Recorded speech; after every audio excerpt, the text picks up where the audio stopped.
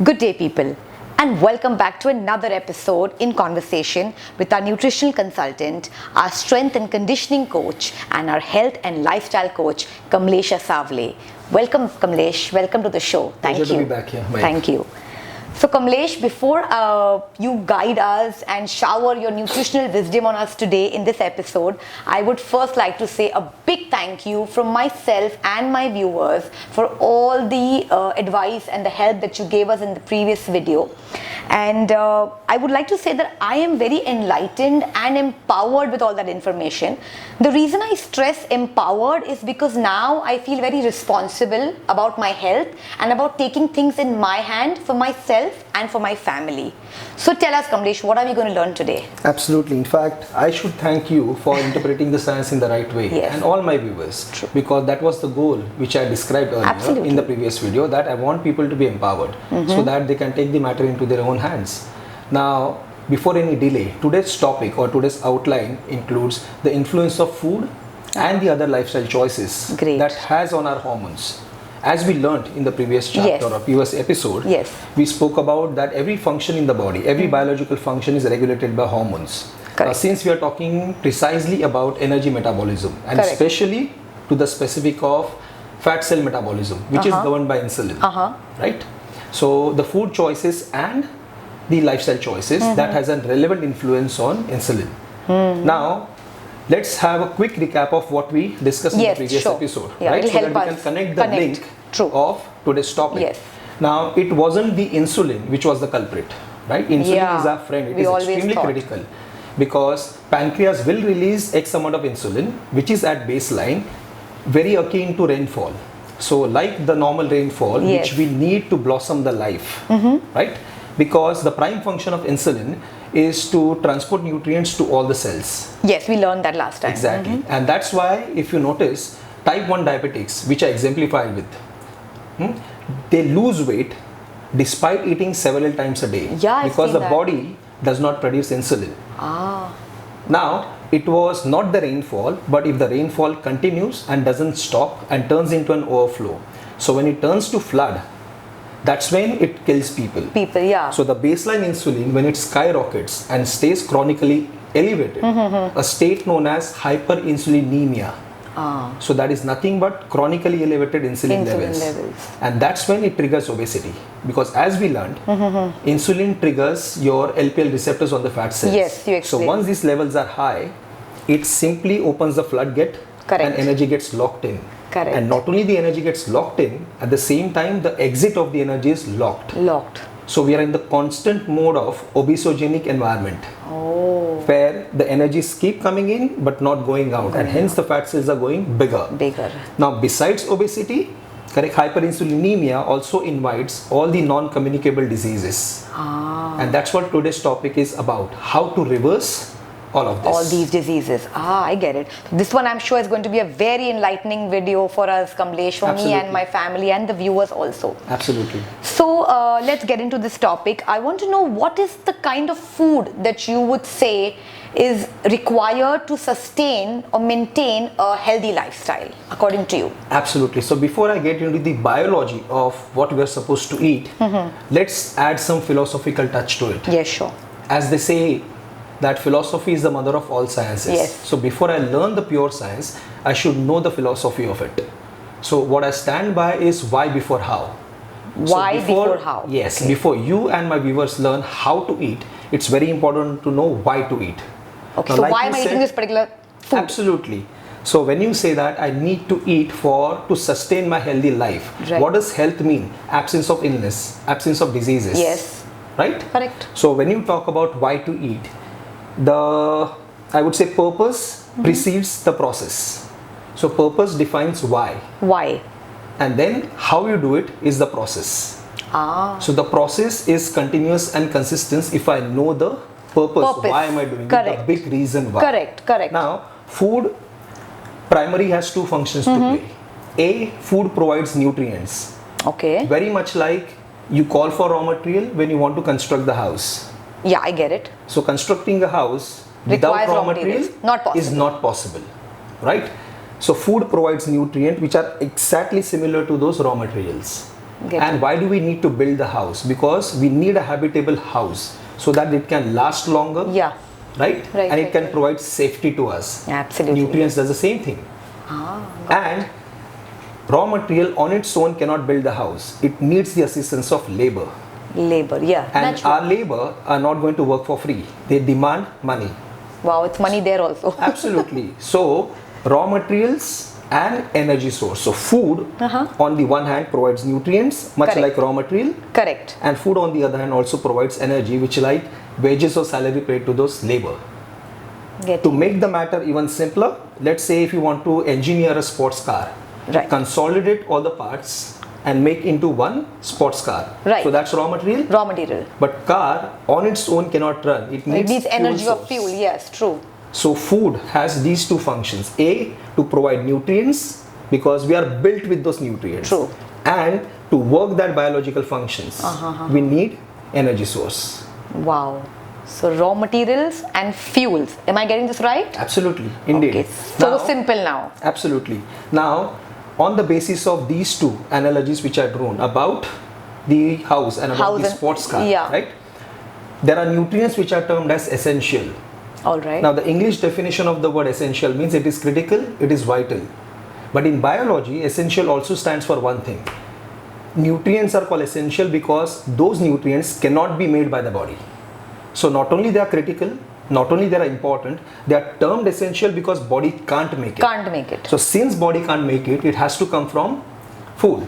Right. Now regardless whether you are thin, correct, or probably in the best shape of your life, whether you are overweight, obese, whether you are a man or a woman, young or probably critically at the age of 70, we all are Homo sapiens. Yes. Our anatomical structure is same. That is how it is, yes. So if you see the raw material that God has designed us to build is same. So every person on the planet must eat so that the nutrients come from food. True. Right? Now, had you been lean, correct, in the athletic shape, within the parameters of athletic body fat range, the reserve of your energy are pretty low. So, you would eat food for nutrients. Yes. Then you may have choice whether to take energy from food or to get the energy from your body fat. But had you been overweight, obese, or let's say trapped in the cage of all these non-communicable diseases, all of this condition which you would like to reverse. Yes. Yet you would still eat because you need nutrients. Agreed? Correct. But you may choose not to eat food for energy because the energy can be derived from your storehouses. Are you getting my point? So, had you been overweight, obese, and battling with all the possible metabolic diseases, if I give you two options, would you prefer to eat to get nutrients or would you prefer to eat to just get energy source? What would you do? Question. Yeah. So what I am learning from the science is that the food that I eat, I get the nutrients from that which my body cannot make. Am I right? So I have to eat that food. Correct. But the fuel that my body needs to run on, or the energy, you're saying it can be used from my in-house storage. Absolutely. So then I don't need to get the fuel from out. I would rather eat the essential nutrients. Can you see the beaming smile on my face? That was What's that? Because, that was because I have to thank you and you have to thank your rational mind for interpreting the science in the best possible way. Oh, good. Right? Exactly. Great. Now, like you know and like my viewers know about it, regardless of your body structure, age, gender, you all should eat nutrients. But what do you mean by essential nutrients and where do they come from? True. So let's dive into the science of food groups. Now, when I talk about food groups are classified into essential nutrients and non-essential nutrients. Like now my viewers know, essential means body cannot make it. Yes, now it's drilled in my head also. Absolutely. Now let's list the essential nutrients. Water. Because 70% of the body is made up of water. We need vitamins, we need minerals. The very reason they are called vitamins because vital amines. Now since they cannot be made by the body, has to come from the food. Outside, Then there are something called essential amino acids which are nothing but the broken down products of proteins that we eat. There are essential fatty acids which are nothing but the broken down products of fats. We eat. So if you see that, the list of essential nutrients include amino acids, fatty acids, vitamins, minerals and water. Right. Now, the food groups that provide these kind of nutrients. Why do I say, or why does biology say that these are essential? Now, essential amino acid, if you don't get them from food, the purpose they serve in the body, like rebuilding and reconstruction of your cells. So every cell in the body is made up of amino acid, except your brain cells. Okay. So let's say if you don't call for cement and bricks, how would you build the house? How will I build? Yeah, true. So your amino acids are nothing but cement and bricks. Okay. Are you getting my point? Yes. Now, except brain cells, because brain is primarily made up of fat. Around 70% of the structure of the brain is made up of fat. Okay. Now, this essential fatty acid that comes from fat, which I am going to mention what are the healthy sources of fat that we are supposed to eat. Your brain is primarily made up of fat. The layer on the brain called as myelin sheath, which act as an insulator for the brain. We all know the basic fact about the brain, that it's like a commander. Correct. It delivers signal to the rest of the body. True. It's like an electrical current. True. Now, electrical current may discharge and may leak also. True. So you got insulator around the cord. Now that insulation is provided by the myelin sheath. So you see that brain has this defense mechanism, although the electrical currents are passed, but there is no sparking. Right. So this myelin sheath serves a purpose. So the fat that comes from food builds the myelin sheath. Get it. Then there are essential amino acids like omega-3 and cholesterol. Yes. Now omega-3 primarily act as an anti-inflammatory agent. So whatever inflammation that the body goes through, it suppresses the inflammation down. Hence it is essential. The cholesterol that comes from the food, right? Dietary cholesterol. Now there will be another series of videos on that, because a lot of people are scared about the term cholesterol. It's become like an enemy for all of us. Bad cholesterol, good cholesterol. Is it good? Should we eat that? Yeah, I think there will be different segment on it. We should do a whole video on that. Exactly. But let me start with the fact that cholesterol is not just important, it is essential. Every cell in the body contains cholesterol. So you think we need cholesterol? Absolutely. Okay. Absolutely. Now every cell, like I said, is made up of protein. Every cell has a layer around it called as cell membrane. Okay. Now the membrane is made up of cholesterol. Okay. Now this membrane needs to be maintained in a liquid state called as cell fluidity. When it is in the liquid state, it is transparent. Now when it is transparent, nutrients can flow in, waste products can come out. Now what if the wall becomes solid? Will there be any exchange? No. Exactly. So to maintain the cell fluidity, we need cholesterol. So brain cells grow on cholesterol. Cholesterol is not only a nutrient, but it also becomes a precursor, correct, for sex hormone production. True. So you are a woman and I'm a man. Our secondary sexual characteristics are defined by sex hormones. Correct. So without cholesterol, our body cannot produce the sex hormones. So see how critical it is. So your body produces estrogen, my body produces testosterone. So these sex hormones are produced because the body can use cholesterol. Now with the help of cholesterol and vitamin D3, body consolidate both these together and forms vitamin D3. Wow. Now there are many other benefits also, but if you see that these benefits are quite critical for the health. As I said, regardless of what your body status is and your age is, we need these kind of nutrients. True. Correct? Right. Now the food groups that provide all of these nutrients, correct, including essential fatty acid, essential amino acid, vitamins, minerals, and prebiotic fiber and water. Right. So where do they come from? So food sources like eggs, which is poultry, correct, seafood, meat, dairy products like ghee, butter, then oils like coconut oil, which are good, right? Exactly. Now all these food groups are a combination of fats and proteins. Therefore they provide essential amino acids, right, and healthy essential fatty acids. Now if I club these food groups and if I eat lots of green and fibrous vegetables, which are the abundant source of vitamins and minerals. So you see that all of these food groups, all nutritional requirements are fulfilled. Absolutely. And hence they are termed as essential. Essential nutrients. So that's now, important. With respect to fiber, right? All these green leafy vegetables, they provide fiber. Now why do we need fiber? Now fiber do not play any important role to reconstruct your body like the way essential fatty acids and essential amino acids do. They built you. But fiber provides something called prebiotics. Yes. Now prebiotic is the food for your gut bacteria. Right. Like we want our cells to grow. Bone cells, your muscle cells, your heart, your liver, everything has to grow. Your probiotics, which is called gut flora, is also a living organism. Now that also requires food. Exactly, that also requires food. So prebiotic becomes the food for your gut bacteria called probiotic. Probiotic. Now these gut bacteria, they cannot process amino acid, they cannot process vitamins, minerals. So they need only and only prebiotics. Prebiotics. Now if the prebiotics don't come from fibrous and green leafy vegetables, these will die. And they will cause different set of cascade of events. Yes. Now when these prebiotics are provided to the gut flora, what gut flora does, it produces something called short chain fatty acids. Now these are nothing but, which I am definitely going to elaborate in detail. Short chain fatty acid, one of them is called butyrate.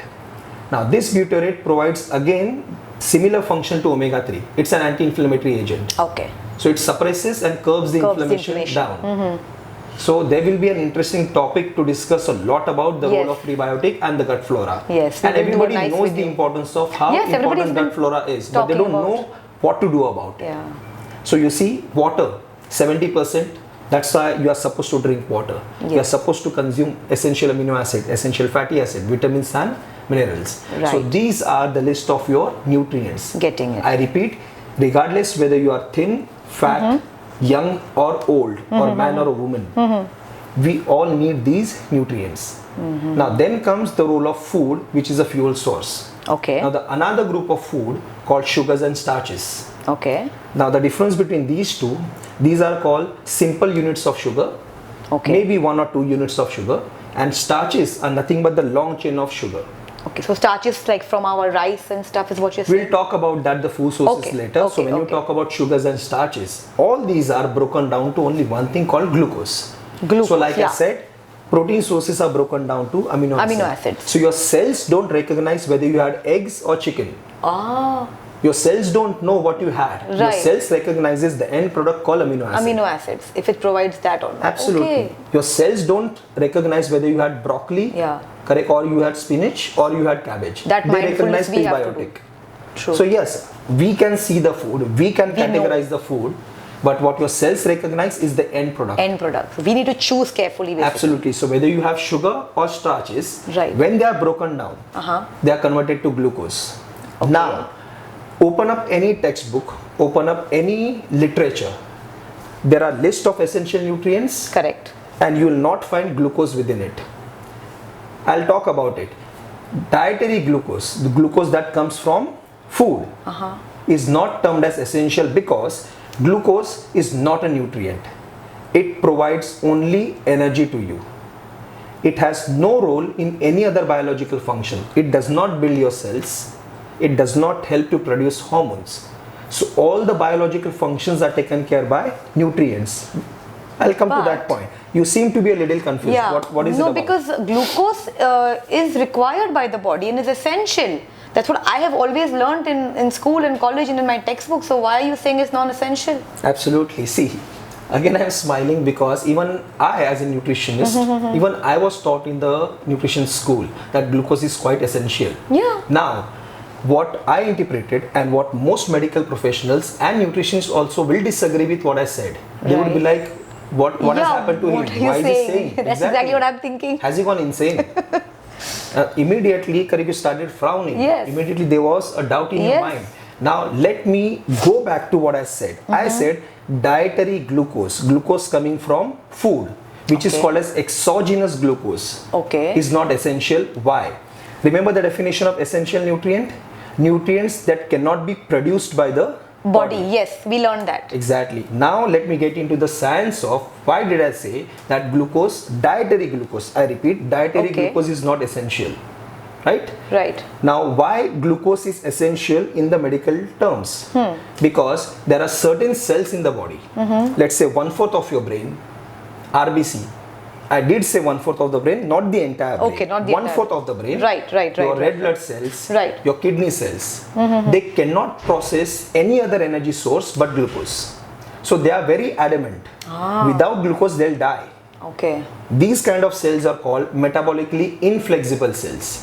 What I mean by that, if the dietary glucose does not come in, or if there is no glucose circulating inside body, then these cells will die. So you see, glucose is quite critical for the health. Yes. Exactly.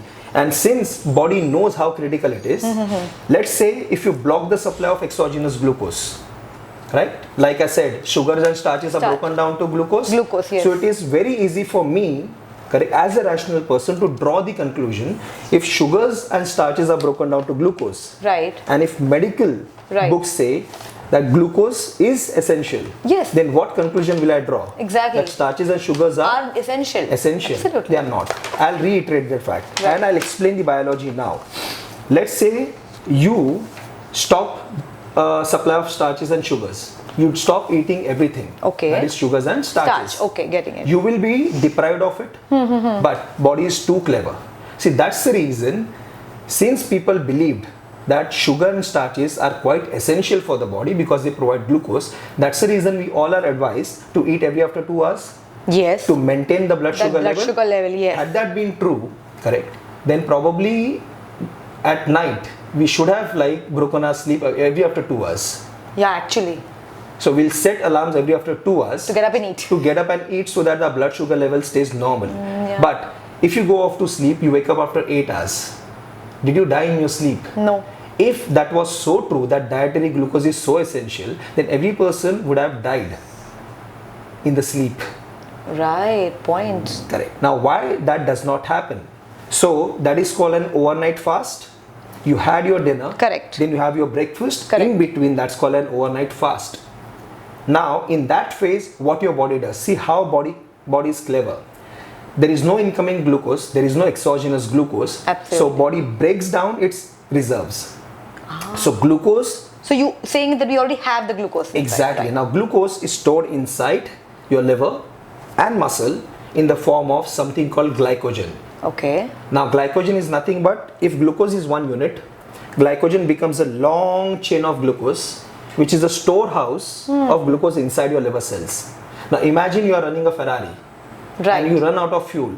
As a rational person, what would you do? You'll stop at the fuel next fuel station and refill it. Right. But you have forgotten that there are 3 more reserves inside your car, which you don't know how to tap it. So once you know how to tap these reserves, right, there is no need to stop at fuel station. And that will keep your journey going. long. True. Going, exactly. There would be no barrier in between. Yes. So the tank number 1 is called liver. Liver, okay.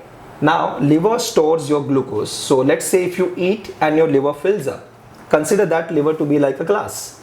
Now it stores about 80 to 100 grams of glucose. Okay. Now what body does during that overnight process, that glucose is broken down, that glycogen chain is broken down and formed into glucose. Okay. Now what your body did here, body formed its own supply of glucose. Glucose, yeah. Now in the medical science, that's called gluconeogenesis. Let me break it down for you. Please. It's a long term, right? Glucose stands for glucose. Okay. Neo means new. New. Genesis is formation. Right. Now if you bring it together, it is formation of new glucose. Formation of new glucose, okay. Right? To elaborate this even further, that's what biology says, formation of new glucose from endogenous glucose. External, you mean? Endogenous means internal. Okay, like internal, I said, sorry. exogenous was? Yes, external. Exactly. I'm getting the medical terms now. Agreed. Now, what I mean by exogenous is you stopped exogenous, which means you stopped your foreign supply and body started breaking down its own reserves. Right. And that's the reason I said body is too clever. So if we needed supply of glucose every after 2 hours, we would have died in sleep every single night. Yes. We don't.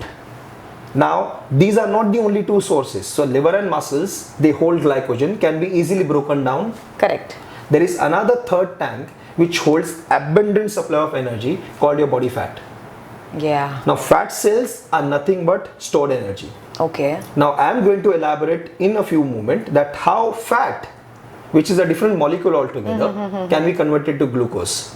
I'll explain that. Now, what is happening? Once your liver and muscle glycogens are depleted, 2 tanks are depleted, but you want your car to drive. The journey to continue. Absolutely. So these fat cells are broken down. Okay. We'll talk about it how. So once these fat cells are broken down, the fat cells will provide you glucose. Again, gluconeogenesis through fat cells. Wow. Now, these fat cells are getting smaller. So what is happening? Superficially, you are getting leaner. Thinner, yes. Correct. Rather, I would say looking thinner. I would say you are looking leaner because you're looking fat free.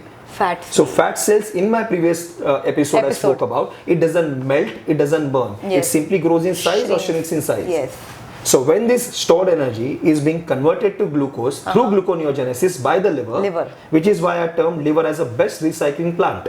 Correct. So all that fat cells, all those stored energy is sent to the liver converts that into glucose. Fat cells are getting smaller, right? Right. Now process doesn't stop there. There are leftover proteins inside you, leftover amino acid. Correct. Correct, which are nothing but like waste products or debris. Now if they are not being recycled, which is recycled by the liver and turned into glucose. Correct. Now if this process is not done, this debris, dust, waste products and this dysfunctional amino acid, they would accumulate. And they would make your body toxic. Now imagine all the raw material that you called for, correct, to construct your house. Right. Not all the raw material is being used. Something is left. Correct. Now if that dust, if that dirt is left in your house, your house is going to smell dirty. Yes. Correct. It's going to smell. That's the reason it is not a habitable house Yeah, you can't anymore. stay in that place anymore. That's the reason you need to clean it up. Yes. Now I'm going to enlighten this fact of detoxification, where your fat cells are also getting smaller, right, and all that toxic cells, right, which otherwise would have become even more toxic, if not being recycled. Now body is making those recycling to form energy. Yes. Now look what is happening. You are getting leaner because your stored energy in the fat cell is being recycled. Used. Yes. And these leftover amino acids, debris and those waste products are also getting recycled. So you see, at the same time you are killing two birds with one stone. Yes. So you are getting leaner, at the same time your body is going into detox mode. Yes. Right? Now, is this recycling process for detoxification and getting leaner making sense to you? Yeah, it makes sense to me, Kamlesh, but I have one more thing. So I've always been doing also, and I've heard also, that for detoxification we must drink green leafy vegetable juices and stuff like that. So how would you justify that? Okay. Now, why did your body become toxic? It became toxic because there was too much of leftover proteins, there was too much of stored body fat. Okay. Right? Did it become or did it become toxic because you did not have green juices? I don't think so. Exactly. So first, drinking green juices are absolutely healthy, but they are healthy for some other reason. They are so healthy. It doesn't detoxify. Exactly. No, it does. Okay. I'll tell you how. Right. Drinking green juices provides you prebiotics. Okay. Right. Now prebiotics, like I said, they provide food for gut bacteria. Yes, I understand. Now with the prebiotics, with the help of prebiotics, your gut bacteria are producing short chain fatty acids, which curbs the inflammation. So that's one benefit. One benefit. Now if the inflammation keeps going up, it leads to another series of events. Right. That again we'll talk about in the future episodes. Right. So that one way. But it doesn't lower your blood sugar. It doesn't deplete your liver glycogen. It doesn't deplete your fat cells. So what I mean by that, it doesn't force your body to recycle the stored energy. Getting it. Now imagine if the dirt is accumulated in your house, correct? Rather cleaning the dust, rather cleaning the dirt, you are simply masking the smell by spraying room freshness. But then how long are you going to keep spraying that room? Exactly. Because the root cause of the toxicity in your house is the accumulated dust. Are you getting my point? So you need to clean that up. Fantastic. Yes. That's the reason when it comes to this leftover dysfunctional protein, that you need to recycle first. That stored body fat, which otherwise would become toxic because they also release a lot of inflammatory substances. Correct. Again, I'm going to touch upon this fact in detail in the future episodes. Right. So first you have to deplete your body fat levels. Okay. You need to recycle your leftover amino acid. Okay. That's the real process of detoxification. Now, if you continue to consume sugars and starches every after 2 to 3 hours and keep drinking green juice, it's like the dust is accumulated and you keep spraying room freshness. So it still doesn't solve the problem. Exactly. Wow. But it will, for a moment, it will mask the symptom. Right. And psychologically it will make you feel better that I'm doing something. Correct, to make my house habitable. Wow, amazing. That is amazing insight, trust me, especially on the detoxification topic, because that was really on my mind for a long time. Absolutely. So, but for now, can you shed some more light on what are the foods that make us gain fat? Okay. So is it ghee, butter, Sugars, meat, eggs, poultry, what exactly is it?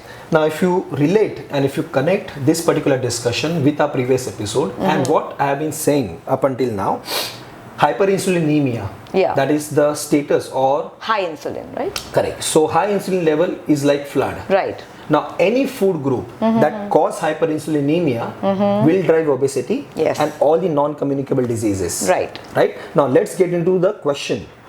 You asked me what makes me fat. Yes. Now, eating dietary fat, which is commonly held to be the culprit of obesity, that fat makes you fat. Yeah, we've always It is easy to draw this connection because the similarity between two is the word. Right.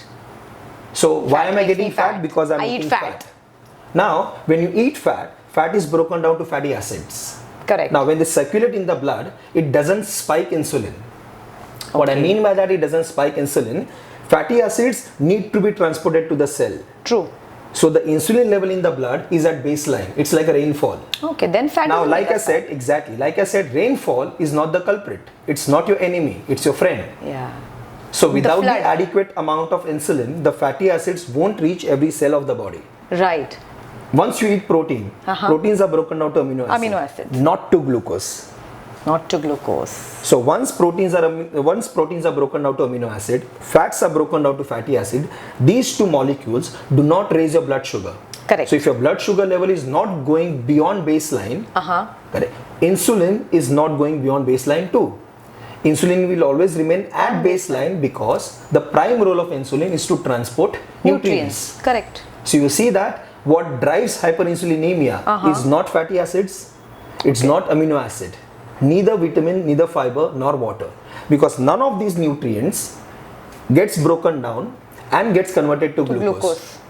So you see that all of these nutrients are essential, right, and they drive insulin at baseline just for the sake of transportation. Right. Now, what drives hyperinsulinemia? Right? That is nothing but what turns rainfall into a disaster. Correct, a disaster. Right. What turns the rainfall into the flood. Now, when you eat sugars and starches, like I said, sugars and starches are nothing but chain of sugars. Now, for lay people, sugar is what? Table sugar? Table sugar, But in terms of biology, I'll term sugar as glucose. Correct. So, there are single units of sugar, there are multiple units of sugar. Right. So they are called monosaccharides, disaccharides, polysaccharides. Okay. Now saccharides, as we all know, are called sugars. No? Mono means 1 unit. 1 unit. Di means 2 units. And poly means many. Okay. So you see exactly, there are simple sugars called as mono and disaccharides. And there are complex sugar called as starches because they consist of many molecules of sugar. Right. Now, like I said, your cells don't recognize eggs or chicken or ghee or butter. They recognize the end product. Right. So let's say if you infuse yourself with sugars and starches, they are broken down in the mouth itself. Correct. So sugars and starches are broken down courtesy to our enzyme called amylase. That's the reason you start feeling that sweetness in your mouth. Yes. And that's when your brain recognizes that the glucose level is about to go up. Let me keep my pancreas ready to keep the blood sugar level normal. And it doesn't stop there. Then the food goes to your stomach, then the intestine, where the actual breakdown starts. And believe me, there are hormones inside your intestine waiting to recognize glucose. Wow. So when they recognize glucose, these hormones are called incretins. Again, I'll talk about these hormones in detail. Okay. So these incretin hormones, they recognize glucose and signal your pancreas further. Right. So when the sugar goes on your tongue, your brain recognizes that, and that's called cephalic release of insulin phase. Okay. Which means the sugar doesn't have to reach your blood yet. It hasn't reached your blood, just on the tongue. So your brain recognizes that as a glucose, sweet glucose, and that's how pancreas are ready to pump insulin. The insulin. Then it goes to the stomach, then intestine, and then it enters your blood circulation. Okay. So as your blood sugar level starts rising up, right, what was the second role of insulin? The first role was to transport nutrients. Second was to regulate blood sugar. Blood sugars, yes. Now, why does body need regulation of blood sugar? Now, as I discussed earlier, that 20% of our cells needs glucose. Right. And hence, glucose is termed as essential. Yeah. Correct? True. So we need X amount of glucose to be circulated in the blood all throughout day. And that amount is about 70 to 110 milligrams per 100 ml. Okay. That's what we see in the reports. Yeah, right? normal sugar level. Yeah, sugar reports, yeah. Now we don't carry only 100 ml of blood. We carry around 5,000 milliliters, around 5 liters. 5 liters, yeah. Now which is 50 times of 1 deciliter. True. So 1 deciliter is 100 ml. True. 50 times is 5,000 ml, which is 5 liters. Right. Now if you do 70 milligrams or 80 milligrams, for example, an average 70 to 110. 110. So if you take 80 as an average value, 80 multiplied by 50 times is about 4,000 milligrams. Yes. Now the 4,000 milligrams sounds big, but that's 4 grams only. So our overall body, correct, consists of 5 liters of blood, carries only 4 grams of sugar on an average. Now you know how much 4 grams are? Equivalent to 1 teaspoon. Yeah. Now you cook, you know that how small the teaspoon is. Teaspoon is very tiny. Now you are talking to me, so am I talking to you, so my viewers are listening to us, watching us. Now everybody who is alive right now, who is not fainting, who is not entering coma, who is not feeling unexplained fatigue, all blood sugar levels are at 4 grams. Really? So see how body clever is. Yeah. Just to keep you alive so that these cells which are adamant, which cannot survive without glucose, or in the absence of glucose they'll die. That's the reason the constant check of 4. Now let's say you expose your body to sugars and starches every after 2-3 hours. Now what is going to happen on the blood sugar? It will keep rising. Yes, it will keep rising. Now if it keeps rising and goes beyond 4 to 5 grams, the state is called hyperglycemia. Okay, that's another Glycemia is the level of sugar in the blood. Hyper means what, Mehak? Higher, no? Higher. So hyperinsulinemia and there was hyperglycemia. So now this blood glucose level is going beyond the recommended level. Right. Now once the state of hyperglycemia persists, I'm saying it stays persistent because every after 2 to 3 hours you are exposing yourself to starch and sugar. Now once this level remain high, it is quite fatal to the body. Right. Because you would face acute consequences of hyperglycemia. Correct. As I said, dizziness, disorientation, unexplained fatigue, and worse, diabetic coma or death. Oh, that. Now to prevent these consequences of hyperglycemia, your pancreas pumps out insulin. Correct. And what insulin does? All that elevated blood sugar, correct, gets withdrawn from the blood. Okay. Now once it is withdrawn, it had to be stored somewhere. Yeah. Now you can see this glass lying here. Right. Right. Now this glass, imagine there is a glass, there is a big jar. And there is another one big container right next to it. Okay. Now whatever sugar is being withdrawn from the food has to be stored somewhere. Yeah. Exactly. So now this sugar which is withdrawn from the blood enters your liver. Liver, yeah. Correct? Which is like, although it's a recycling plant, but it also stores glucose. Oh, okay. So does not mean that whatever sugar is coming in, correct, is going to cause any kind of consequences. To prevent this kind of consequences, insulin as an obedient transporter takes that sugar out and stores inside your liver. Smart insulin. Exactly. Now the glass has a finite capacity, limited capacity to store water. True. Same as liver. Now liver at a time can store up to about 80 to 100 grams of glucose. Okay. Now that 80 to 100 grams of glucose sounds big, but it's not that big. Okay. So probably your breakfast will saturate your liver glycogen. Okay. Now imagine post breakfast, if Mehak doesn't consume anything for next 12 hours, is Mehak going to die?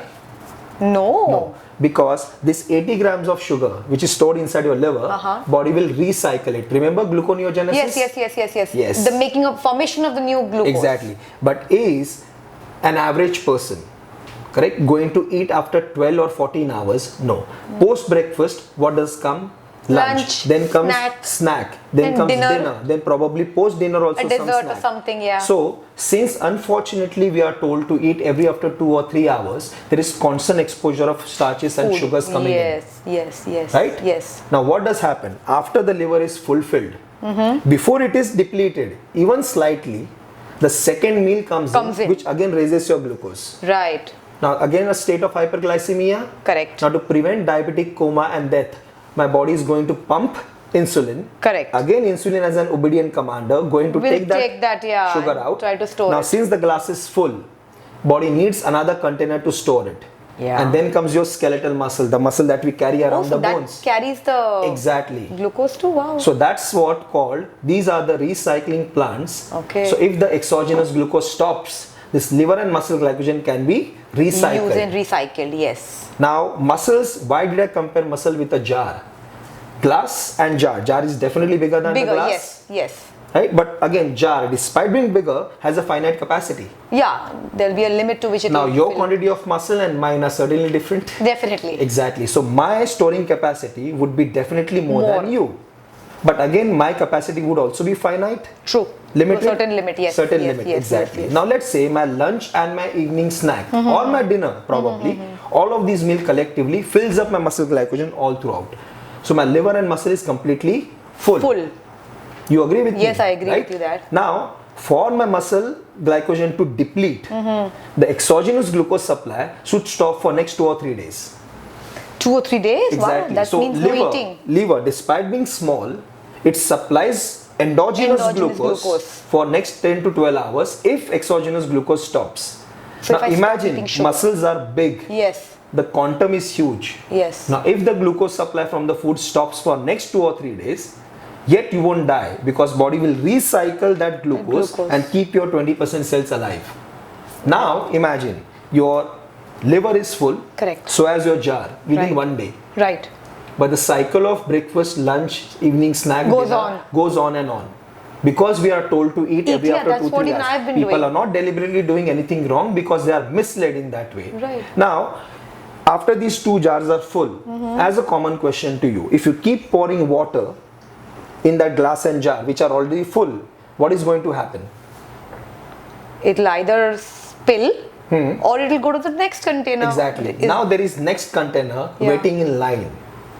Now the liver and muscle, I consider that to be a glass and jar. Which has a finite capacity. Now I'd consider the third energy container called fat, your fat cells. Right. Now these fat cells, I would consider them like a balloon. Okay. Now why balloon? Because balloon can expand. So this is the infinite source of energy. Your fat cells. Exactly. Okay. So liver and muscle can house energy in a limited amount. Fat cells are limitless. So they can grow bigger, you mean? Exactly. That's the reason there are people on this planet who are 900 pounds. Wow. Around 400 kilo. That's the highest weight ever recorded. 400 kilos. Not because their bones are dense, not because their muscles are big. That's purely because of the amount of stored energy they can carry. Energy. Now fat cells, when they expand, they keep expanding, right? And beyond the point, they split and form 2 fat cells. Right. Now, you would question me, Kamlesh, it makes sense to me that dietary glucose, excess glucose can be stored into liver glycogen because that's chain of glucose. Chain of glucose, you explained. Muscle glycogen, again chain of glucose. Right. But what I reckon, fat and glucose are not similar. Yes. Exactly. Now, let me elaborate on that fact because this is going to be quite interesting. So when you asked, Kamlesh, what makes me fat? Is it eating ghee? Yes. Is it eating butter? Or is it eating any other food? Yes. Now, this overflowing glucose, if that exogenous glucose keeps coming in after my liver and muscles are saturated, body cannot send back or insulin cannot send back that glucose back to the blood. If that goes back to the blood, the state of hyperglycemia could take your life. Yes. Now, what correct insulin does? It sends that glucose back to the liver. Liver says, I can't store it because I'm full. But as a responsible father, and yes, liver is called as the father of all organ because it carries out many functions in the body. Okay. Now it is one of the best recycling plant nature has ever designed. Yes. Now what liver does with that exogenous glucose? It cannot store it. True. But it simply converts that glucose into a fat molecule called triglycerides. Now triglyceride is a fat molecule. So you see that glucose got converted to fat. Now this process biologically is called de novo lipogenesis. Wow, another new term. Another new term. Let me break it down for you. De novo is the new. De novo. Yes. Lipo, fat. Okay. Genesis, formation. That I learned. So formation of fat or formation of new fat. Now how did body made its own fat? Through exogenous excess glucose. Are you getting my point? Yes. Now this excess glucose, it turned into fat droplets. Now these fat droplets are stored inside your adipose tissue. So adipose tissue is your fat cell, which is like a container, and it houses your triglyceride. Now if the exogenous glucose keeps coming in, right, these fat cells will keep going bigger. Why it would happen? Because first exogenous glucose will raise your blood sugar, a state of hyperglycemia, followed by a state of hyperinsulinemia. Right. What I mean by that, once the blood glucose goes up, rising up, added insulin, correct, will take that glucose out. But once insulin goes up, right, let me take you back to the previous episode. As the insulin level goes high, right, every fat cell carries insulin receptor. Yes, we did. Now talk higher about insulin level activates LPL enzyme, lipoprotein lipase, which regulates the incoming of the energy, which takes care of the deposition of the energy. Correct. So once insulin goes high, right, fat cells are open. And now what liver has done? It has converted excess glucose into new fat droplets, de novo lipogenesis. And now these fat cells are going inside your fat cells, and fat cells are growing bigger. Now since it is causing growth of your fat cell, growth is called anabolic. Right, or anabolism rather. Yes, as growth. Yes. Right. Pardon my line. So anabolism. Now anything that makes you grow, right, is called anabolic. Right. Which is why in biology, insulin is called anabolic hormone. It makes you grow. Exactly. Now baseline insulin transports nutrients to cells. Right. And now your healthy cells are growing. Correct. And hence insulin is anabolic. Correct. But hyperinsulinemia drives your excess glucose into fat cells. So fat cells are also growing. And hence, so you see that one hormone regulates two different cells. Right. And they both cause growth. Right. But insulin is not only anabolic for the fat cell, but it is highly anti-lipolytic. Let me elaborate that term. Please.